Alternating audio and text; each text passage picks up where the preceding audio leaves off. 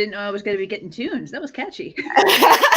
Good morning to those who may be watching us live or those who are going to catch us on the replay. Welcome to another edition, talk back discussion, all the things, books and authors of PharSide Folios. We are yet kicking off our celebration of Library Lovers Month with a special series of author interviews along with, our daily post. And our special guest today is none other than Christina Alongi. Alongi. Everyone makes mistakes. Graduated from Hamline University with a double bachelor's in history and social justice. Lives in an apartment in the Twin Cities area where she protects her furniture from her roommate's two evil cats. Mm-hmm. Understand that. And her first full-length novel, Citadel, comes out in June 2023. But today we are getting and diving into one of her, another work that's a part of her Blackwing series entitled To Kill a Necromancer. So welcome to the PharSide, Christina. Thank you so much for having me. I've been looking forward to this. And yeah, concerning Citadel, I just leave oh yeah, it's going to come out in June. That's forever from now. I'm going to make something else. I'm bored. Oh, we're excited to have you here, and we're excited to just kind of dive into this particular book. I always like to kind of start off when as any reader, usually that first line, is that hook that can either get you to dive, keep reading, or it's just do I really want to see what happens after this? No pressure. So that first line says, "You almost got me that time." Then while I encouraged her shoulders rippling as she twirled her sword. What response did you expect to invoke in readers from that opening line? So that is she's in the middle of sparring. The main character, Janua, is in the middle of sparring a younger recruit. Mm-hmm. And what I wanted to do with the reader is I wanted them to introduce Janua at, kind of in her element, which is fighting. She loves it. She does not like killing, but she just loves, get her in the ring, give her a sword, give her, just something to do. She loves that. But she's also she's not a bully. She's very encouraging. So she's she's beating this younger recruit. Of course, she's got 5 years on her. And she's winning, but at the same time, she's not oh, I won again. Haha. It's oh, you got really close. You're getting there. Just a little bit more and you got this. So I just basically wanted to introduce the reader to she's friendly. She's kind of at her best, sort of. This is almost her one of her more favorable sides. Before we get into here are some of her more problematic aspects of her personality. So you open up with that sparring scene, which suggests there's some kind of training or preparation for battle, or so what's the significance of both of these characters being female? So the world of Blackwing, the world of To Kill a Necromancer, is based loosely inspired off of ancient Greece and Rome, which anyone with any historical knowledge of them will know they were misogynistic as all hell. Possible exception of Sparta. They were a little better. But I basically wanted to tell the reader early on that, yes, this is a fantasy world. Yeah, you got your classic gods and monsters and fighters and all, and quests and all that stuff. But it's not going to be, I'm sick of patriarchies. And we're not, we did that with Citadel. I just wanted a break. So with this one, it's we got these two women Janua is like in her early 20s. She's like 21, 22 years old.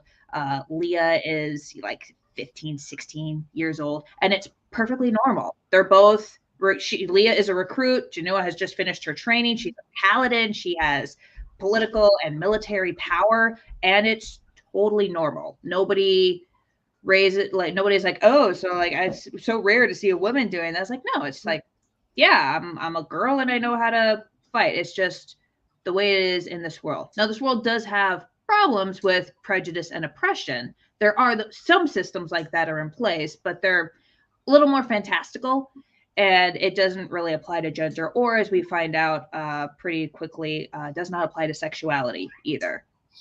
This world has 99 problems, but a patriarchy ain't one.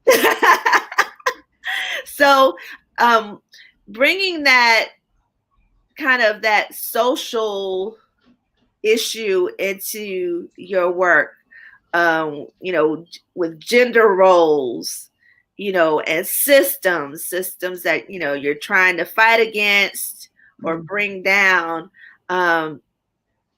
How does that, you know, connect? How did you connect that to, you know, personally, you know, your background and, you know, in social justice? How did that say, okay, I'm going to put a little bit of this in my work? Yeah. So, you know, fantasy and science fiction, people complain about, oh, this woke thing is, this woke bullshit is ruining stories. Like, no, we've always been talking about social issues in fantasy and sci-fi. Like Star Trek, come on. It's always been Frankenstein. It's always been there. And so this is nothing new. They just don't like that we're talking about current issues that affect them, that make them look at themselves. So like, tied into personally, we mentioned that I have a bachelor's in both history and social justice, which I like. Hi, Artemis. We had a cat. Say hi. Which I like to say, it's basically a history. Social justice is basically a study of how the world is fucked up, and history is how we got there. But there's also like, how can we fix this? And the first step to fixing a lot of these bigger problems that just seem so insurmountable, the patriarchy, the gender inequality, the racism, the everything, is to fight it inward, to see, okay, how does this affect me personally? How can I affect my behavior? And I share Janua's journey is an exaggeration of mine. She starts in a much worse place than I was, but a lot of people in privilege, you know, be it white, be it a man, be it, you know, straight, cishet, person who's able-bodied, who's neurotypical, so does not have autism or any mental stuff. There's kind of that journey of like, everything's fine. We're all fine. We're in America. Everyone is equal. And then it's like, oh, we used to have slavery. We used to have this thing where women did not have the right to vote. We used to, you know, do all that stuff. Like, okay, but that's in the past. Like, we don't do that now. Oh, it was very recent. Like, there are people still alive who do that. Oh, it's fine. Oh, there are like actual people who still have some of those beliefs. They're in the minority. It's like, and then it's like, oh, wait, there's like a system in place, and it's like actively harming people and actively benefiting me.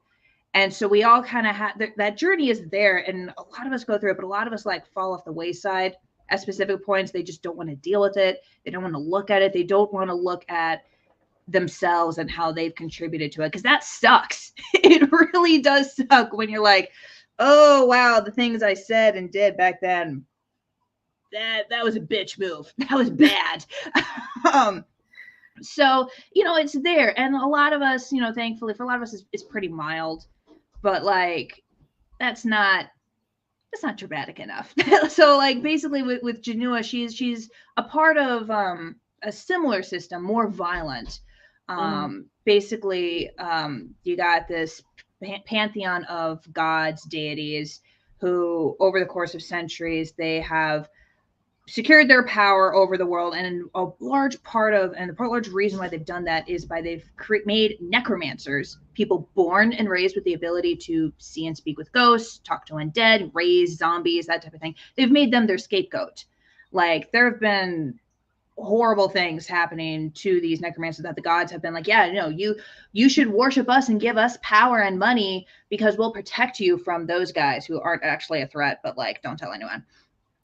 And so, like, and Janua, you know, when we meet her, she's basically been raised in the system and think, oh yeah, no, all necromancers are evil, all necromancers are bad, the power corrupts them.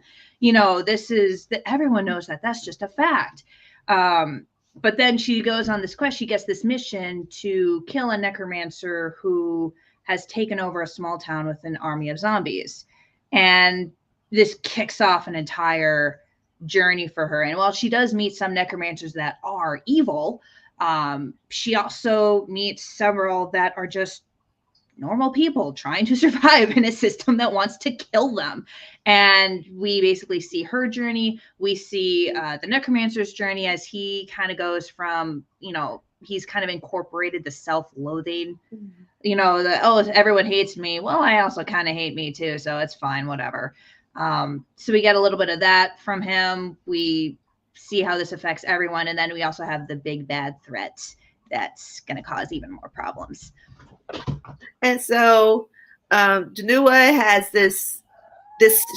she has this title, you know. Paladin. Yep. Yeah. So where does that role come from? And, you know, what are the processes of achieving it? And once you achieve it, then what? Gotcha. Yeah. So, excuse me.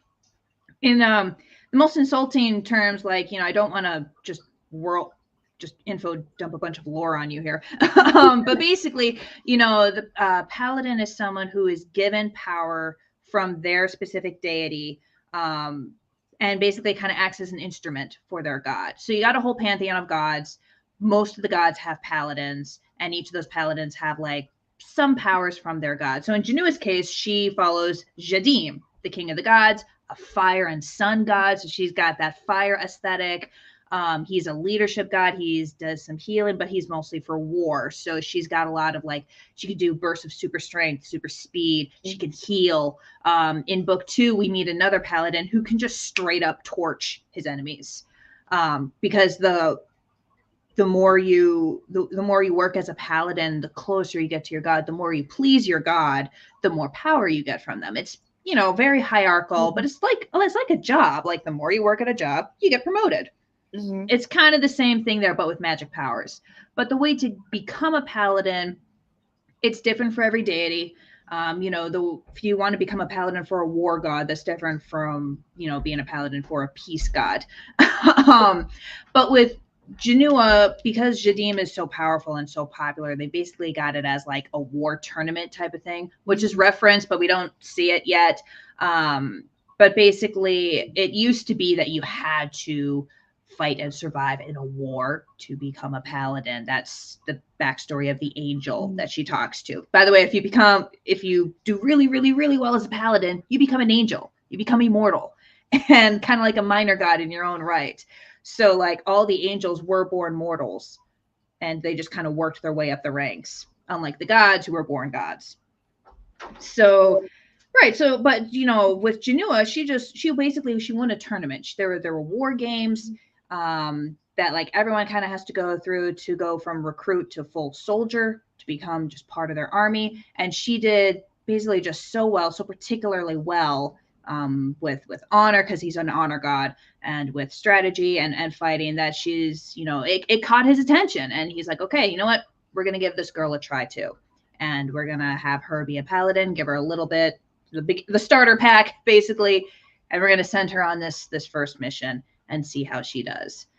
And so with her being a new paladin and then being given, you know, this assignment by the gods, so to speak, how does that, you know, get it that time, you know, does she have the time to really adjust to these new powers that she has, that she just acquired, and, you know, or is there this is something that she's got to learn quickly, um, and does, Both. you know, Basically, yeah. It's like one of those things where like she has plenty of training in just regular sword, shield, weapons, basic tactics, strategies, all that jazz. Like she's had that since childhood, basically. But in terms of these specific powers, she's had a little over a month to get used to them by the time we meet her and by the time she goes on this mission. Now, she doesn't have a lot of powers. It's not like a Captain America thing where she has the physical strength all the time. It's bursts. She can call in it for like a minute maximum. And then after that she's wiped. She needs food and like 8 hours of sleep. So she's only had a month to kind of get used to these powers and her title and the social prestige that comes with it. But in terms of just the magical powers, they're pretty simple. They're pretty basic, and they're kind of intuitive enough that she doesn't really have to worry too much about them, and getting the hang of them yet. She's more focused on the other stuff. But as I said, the more you work for your god and the closer you get to them and the more impressed they are with you, basically, the more power that they give you. But here's the real kicker. If you displease your god, they take that power away and they take the social status away, and you're basically shamed for the rest of your life, as we see in book 2, Het-Garib's Curse, which comes out in March. So there are stakes here, and it's like, as Janu is realizing, like, systems of power, oppression, necromancers aren't exactly evil. My deities have been lying to me for centuries.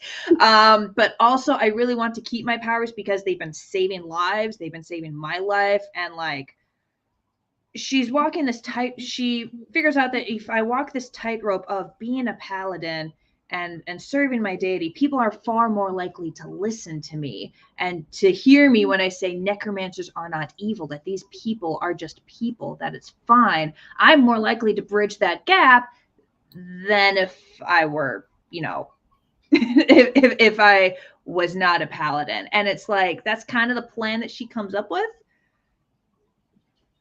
But whether or not that works is... And so how does this all kind of play into the fact, okay, we've got, this kind of hierarchy in terms of, service and prestige, and how does that play with the relationship with community, her tribe, her family? Yeah. So Janua is she's part of this group of people called the Lykusi. They're a nomadic group. They're wow, I cannot talk today. I haven't had enough caffeine this morning. I'm sorry.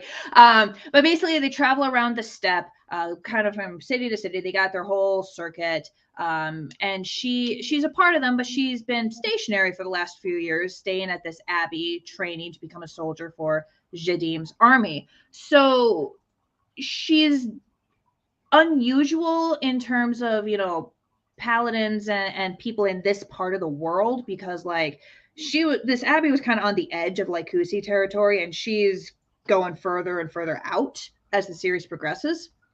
So she becomes a little more unusual as she goes further away. But at the same time, this is a global thing. We find out that the Lykusi, they worship the same pantheon. They're a little bit different in that they also worship two of the primordials. So again, I don't want to info dump, but like there were the primordials bumped uglies, and that created the gods. And so worshiping the primordials is like, there was some fighting going on here. Like I said, it's based on Greek mythology. So worshiping the primordials is kind of seen as like super old school and like kind of weird.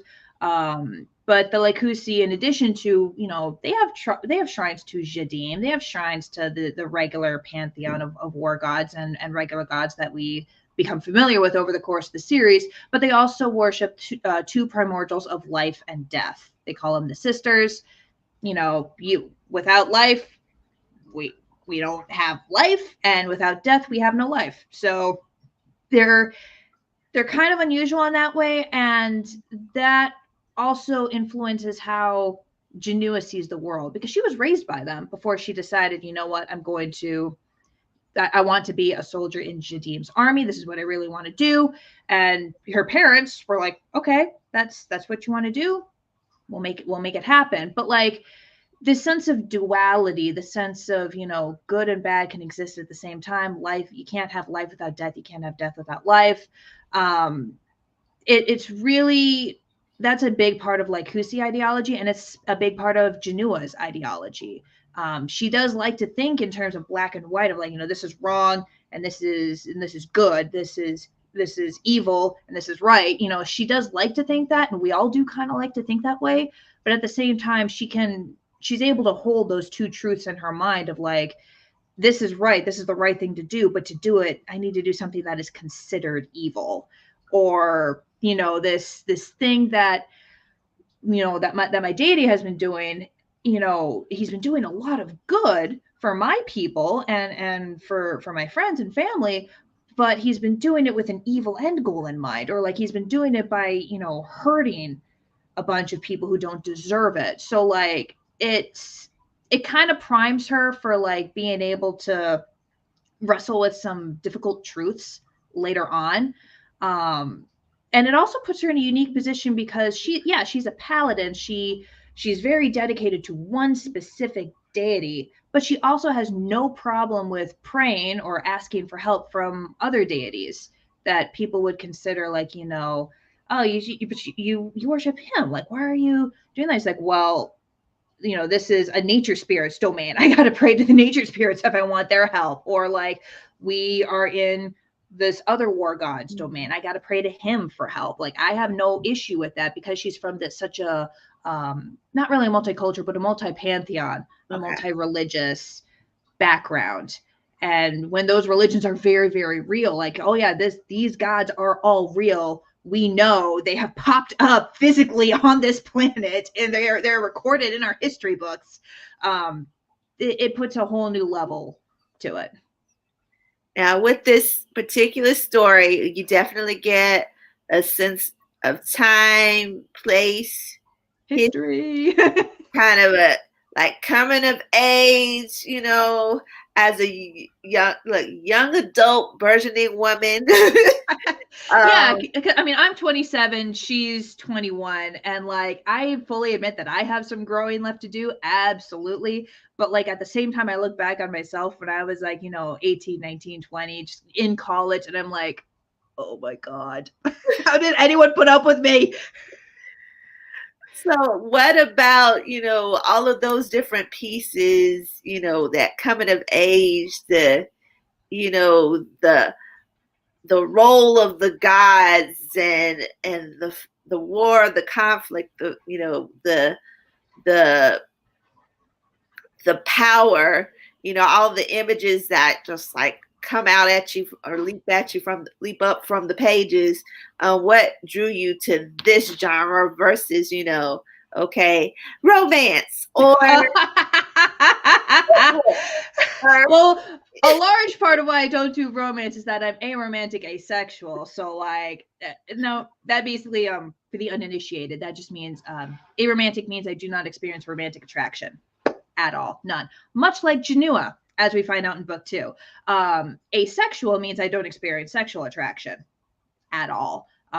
You can be one or the other or both. I'm both. And while there are plenty of arrows and arrow aces who love romance and the romance genre and erotica and all that stuff, there's like a disconnect there, which is hilarious because my mother does write romance and she's very good at it, but I don't read any of her stuff. She reads all of mine, but I can't read hers. I can't do it. Like, they're objectively good, but I cannot do it. Anyway. Do it. Okay. But yeah, I've always been a huge fan of fantasy and sci-fi. I'm not picky about subgenres. Okay. Like the Blackwing novella series is epic fantasy. I've created an entire world here. It takes place in that world. It's not Earth. There's magic and gods and monsters. Like, you know, there's a giant spider-like creature that's the size of a horse that just kind of pops up out of the ground. It's based on those trapdoor spiders that are terrifying. Book 4 features like a combination of, like, they're kind of like ants, but they're the size of wolves, and they're pack hunters. They cause problems. So, and that's fun. That's the beauty of fantasy, where you can do basically whatever the fuck you want, and it's great, and I love it. But I also really do like science fiction, which is a little more restrictive in that you at least have to have some sort of believability to your bullshit. And that's what Citadel is. It comes out in June. It takes place on an alien planet.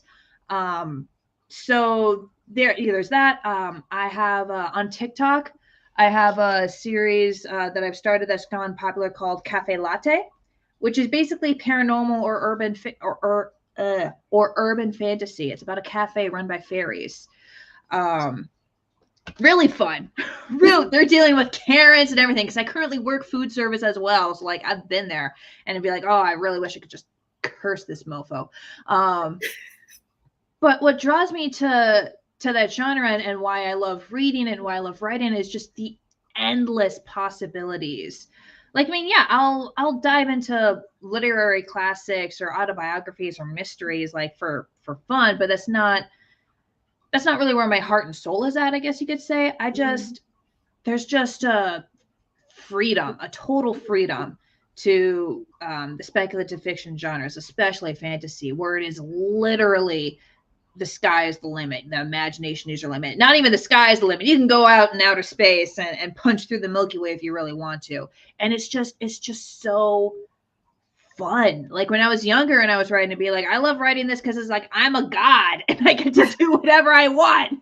13-year-old me, that's what I was saying. So yeah, and I just never outgrew it, so to speak. I just fell more and more in love with it. And it's just so fun. But at the same time, part of the reason why we love it so much is because it's still grounded in humanism. I don't want to say realism, but like there's that human element in there. So like even though Janua and Antiku and all these other characters are running around in a world that is totally made up with weird magic powers and angry gods and monsters and everything else and just crazy stuff, there's still, they're still bickering.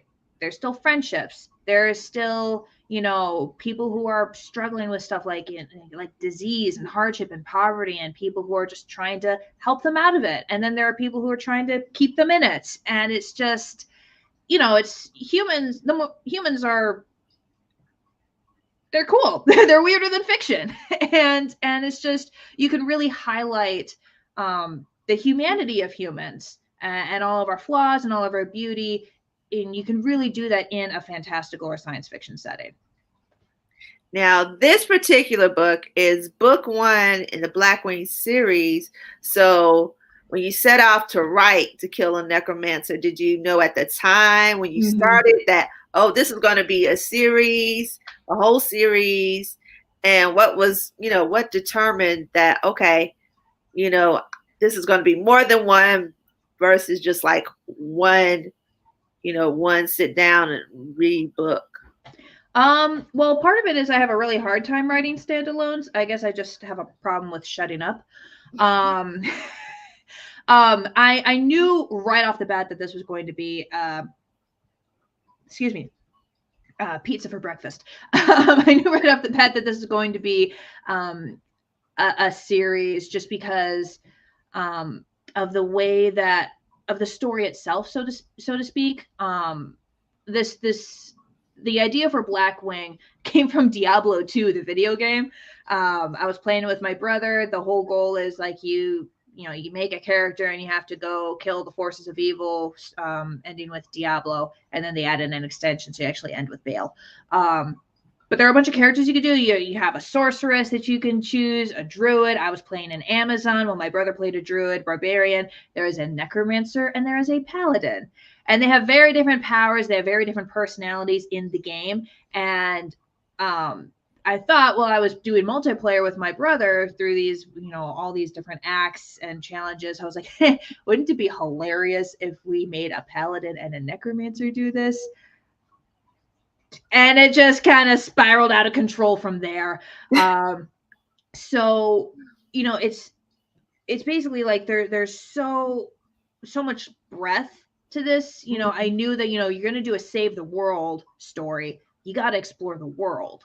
You gotta know, like, okay, all these different cities, all these people specifically, like nobody really cares about the world, so to speak, but you care about your family. You care about the guy that you buy tacos from every Tuesday. You care about your dog. You care about, you know, those two squirrels that you see constantly fighting in the park. You know, that's what you care about. So as a writer, those are the seeds that you have to plant. And that takes time. You have to plant those seeds. You have to explore the world, explore the characters. You got to really get to know the characters and their struggles. And you can do that in a single book, but you need a lot more skill and talent than I have. So I knew off the bat that this was going to be it's going to be a long one. It's going to be a series because I want to explore this world a little bit too. But I also knew that each installment was going to be shorter because it was just easier for me at the time. It's easier for me now, and it's also just like the way that I wanted to tell this story of just like, you know, here are all the challenges and all the things that Genoa has to do, and like all of these isolated incidents that have like whole weeks or stretches between them. She can grow a lot at each point, and I want to give each point its, you know, its space without taking forever. Hence a novella series where like each installment is pretty bite-sized. You know, To Kill a Necromancer is like 25,000 words or something like that. It's pretty short. And so they're there, but they're all part of the bigger story. And this also gives me the freedom to, like, if I want to, like, the first 5 books comes out this year, but we need a couple of extra characters in books 3, 4, and 5. And so this allows me the freedom to, like, okay, if I want book 6 and 7 to keep focusing on Genoa, and then 8 or 9, and we're gonna go off and we're gonna follow these other characters that we met a little while earlier and see how they're doing and what they're exploring and what they're up to. We can do that too. So yeah, as I was outlining, I knew exactly, like, this is what this is going to kind of look like. I know I have the general outline and idea of how it's going to end. So I know basically, like, this character is going to die, this character is going to live, this one's going to be okay. This one, I have no idea what's going to happen with them. We're going to just kind of stick around and find out with that one. And sometimes things do change, but for the most part, like, it's written down, or it's mostly tacked onto my head.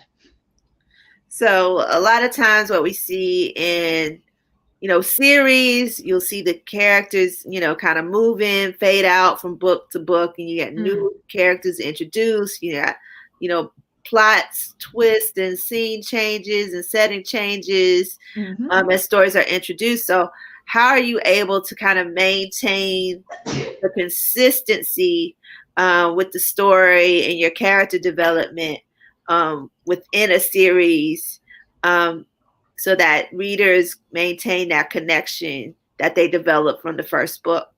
Yeah, that's tricky. and not everyone can pull it off. We're gonna have to see if I can. But what I've found is keeping the big picture in mind. You know, the hero's journey, the whole, or the 3-act story structure, where, like, you know, the character does a thing and they grow and they learn their lesson, and then they do it. You know, basically you got to do a little one of those for each installment. But at the same time, you're also, when you pull back and you look at the series as a whole, you can see that they were kind of doing that whole thing. You should be able to kind of see that 3-act story structure, or some version of the hero's journey, or so whatever structure it is that you're using in the series as a whole as you pull back. I mean, if you look at, you know, one of Rick Riordan's series, like the Percy Jackson or the Heroes of Olympus series, or Magnus Chase, or if you know, for fans of those, you look at those, you should be able to see the major plot points in each book and how they all kind of collect into the series overall. So that's kind of what we were doing here. The other thing that really helps is to write it down. Like I have a folder in this laptop that is specifically for the Blackwing series, and I have documents that are just like, here's, the gods, the world building notes and all that jazz, and then here is the character sheet notes for Janua, for Antiku, for characters that we have yet to meet, and how I want them to grow and develop, their flaws that they're going to have to deal with and either fix or succumb to.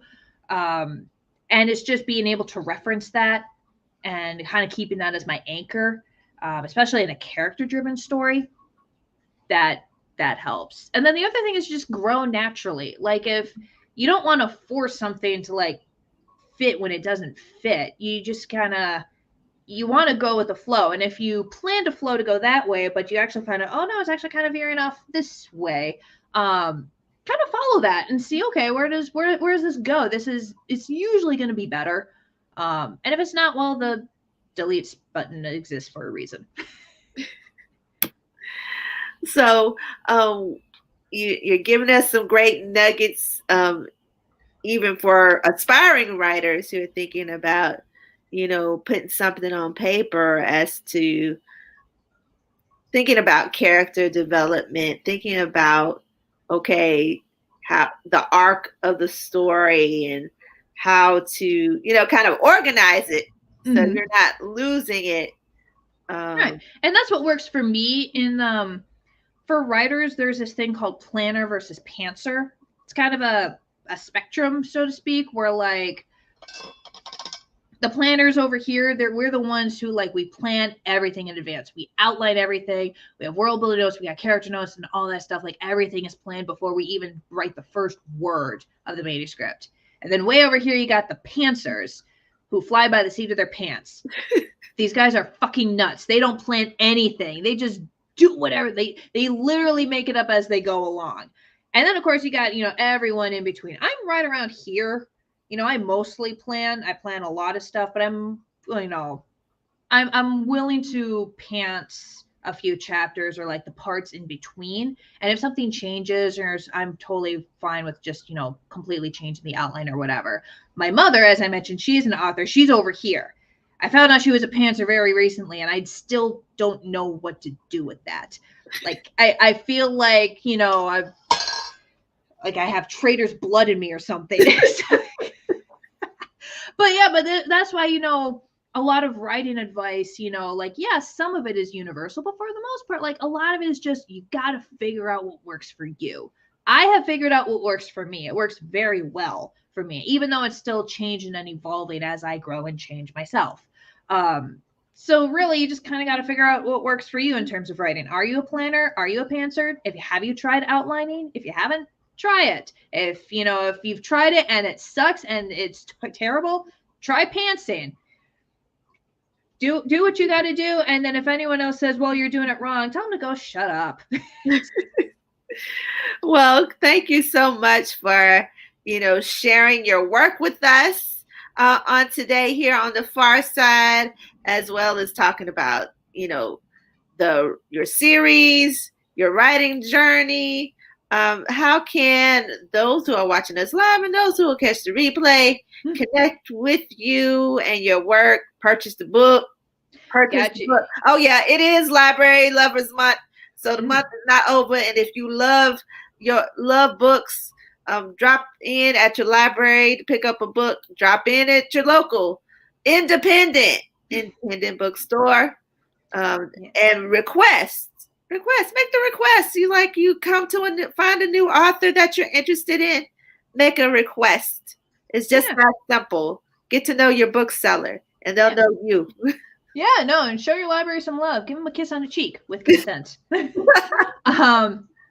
terms of my stuff, Blackwing is an ebook format only at the moment. We are working on creating an audio version. To Kill Necromancer comes out this Friday. Oh my God. And you can get I've been in oh my God, it's coming out this month mode this entire month, and now it's this week. Anyway, you can find that and My Existential Crisis on Amazon, Barnes Noble, and Kobo. That is To Kill a Necromancer. That's going to be where all the Blackwing series are. Eventually, We are going to try to have physical copies, but for now, it's ebook only. In terms of Citadel, same thing. That is, Amazon, Barnes Noble. It's also going to have physical audio and ebook copies, so you can get them pretty much anywhere. Ask your library to carry them if you would like. Awesome. That's an awesome way to roll your work out, though. Yeah, no, I part of the reason why I decided to do the Blackwing series is because Citadel is my debut novel. It's my first full-length novel that I have coming out, and I don't have readers. I'm a new author. I need to start growing an audience. So I figured, well, let's do novellas. Let's have this series, roll it out. We'll do the first 5 in the months leading up to Citadel.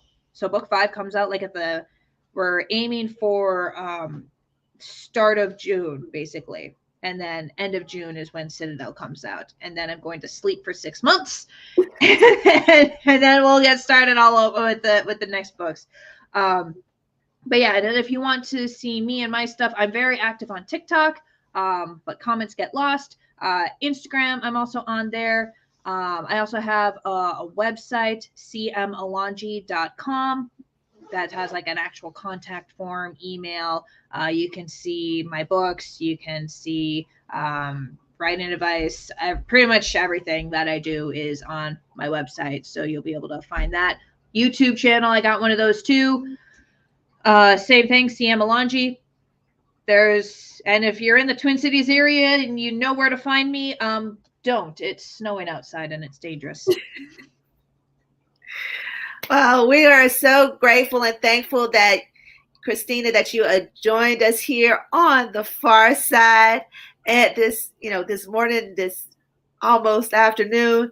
and we wish you just continued success with the To Kill a Necromancer, this Blackwing series, plus all of the Citadel when it rolls out. Mm-hmm. And definitely for all of those lovely readers out there on my social media and on our PharSide Coed Book Club page and Emily Poetry YouTube, make sure you follow Christina Alongi here Alongi. Alongi. So literally everyone makes that mistake. That is like you see it in front of me. I was like, I've heard it like 3-4 times already, and okay. I am vividly recalling. I apologize for backing it up because I really make an effort not to get anybody's name wrong. So literally every single teacher, every employer, lovers of books, get a copy. It comes out. Look, it comes out this Friday. Friday, February 24th.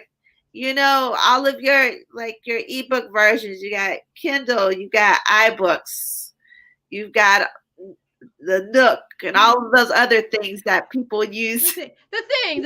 I don't do ebooks. All right, I spend so long staring at a screen. E-readers do, or if you got the app, the Amazon app on your phone. Or you got it on your laptop and you read that way. Make it work, but go and grab this book. It's a great and wonderful read. And if you read one, it's a series. If you read one, you got to read the next one. The next one comes out next month. We got book 1 this week, book 2 next month, book 3 the month after that, book 4 the month after that, and book 5 the month after that. So you've got time. So you've got time to start book 1. And by the time you finish book 1, then book 2 will have rolled out. You can get book 2 and keep the momentum going. Mm-hmm. So it's almost like I planned this. You couldn't plan it any better. And so we're so grateful that you joined us right before your book dropped. To share your work with us, and much success, Christina, to Kill a Necromancer and all of the wonderful projects that you've got coming down the pike. For all of our live viewers and those who will catch the replay, because a lot of folks are going to be catching the replay today. Mm-hmm. Happy President's Day for those who are out at parades and events on today down in DC, Virginia area, or if you're at Georgia Washington's residence down here in at Mount Vernon. Whatever you're doing to celebrate that on today, and you're going to catch the replay later, enjoy your day. This is Library Lovers Month. Pick up the book. Pick up the book on February 24th, and you can pre-order. There's a way to pre-order. Definitely. Yes, ma'am. Yeah, you can pre-order that book, and it's available for you. Follow Christina on all her social media, her TikTok, her YouTube, her website, Instagram, and all of those wonderful things, so you can keep track of what she's got going on and rolling out. Stay connected. That's important. So we're connecting books to readers and authors, and it's a wonderful thing. So make sure you stay in tune to the PharSide Coed Book Club Facebook page for more author interviews and posts as we celebrate Library Lovers Month during the month of February. So until next time, many roots, many voices are a part of the infinite story. So plant your seed and have a great day. Bye.